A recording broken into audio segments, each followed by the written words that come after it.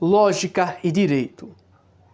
Como o pensamento estruturado ajuda na comunicação escrita e verbal. O que liga Pontes de Miranda e eu na história. Eu não sei se você sabe, mas Pontes de Miranda não seria um jurista. Ele seria um matemático. Por ser filho de um matemático, neto de um matemático, ele iria para a matemática, assim como eu.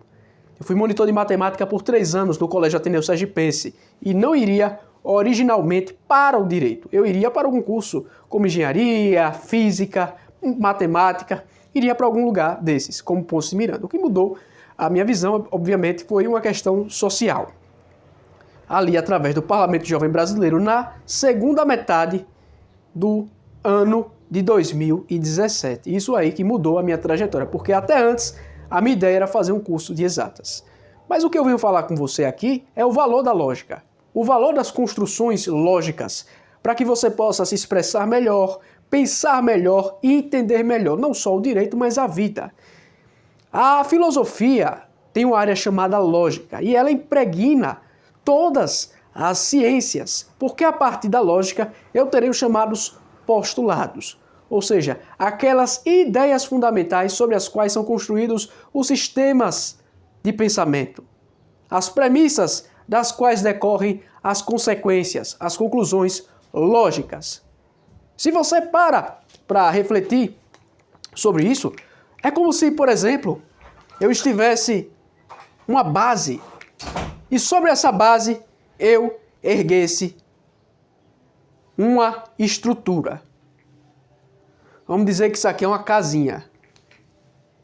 Esse alicerce, essa base é a lógica. Se você consegue compreender como funciona a lógica, se você consegue compreender qual o valor das premissas, qual o valor das variáveis dentro de um sistema, você vai conseguir dominar a parte de cima, essa estrutura. Nós poderemos colocar que a lógica constitui a infraestrutura, a parte básica de todo tipo de sistema humano de pensamento.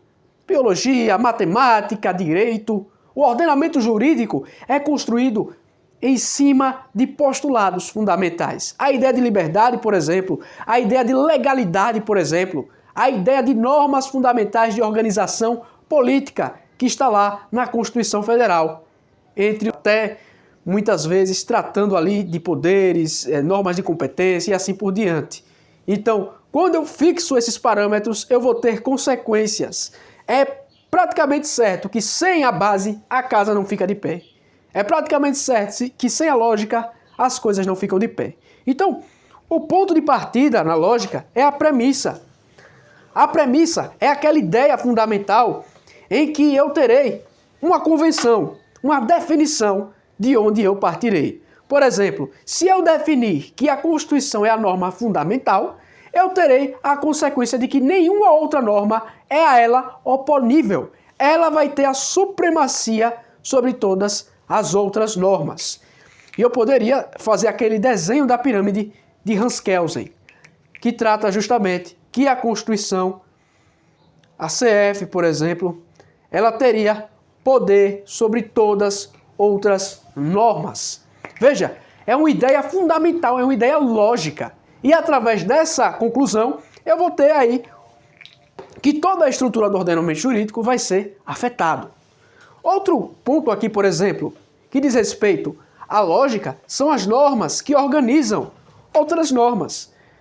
Não é à toa que, por exemplo, a Constituição Federal está estruturada em normas de direitos fundamentais, normas de organização política, normas de, por exemplo, repartição de competências tributárias. Isso aí é fixado por meio desses parâmetros, definições.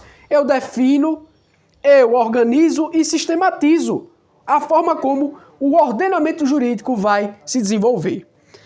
Daqui a pouco eu vou falar sobre a fala e a lógica, sobre elementos da gramática, elementos da linguagem que veiculam essas ideias direcionadas ao interlocutor, a pessoa que me ouve do outro lado.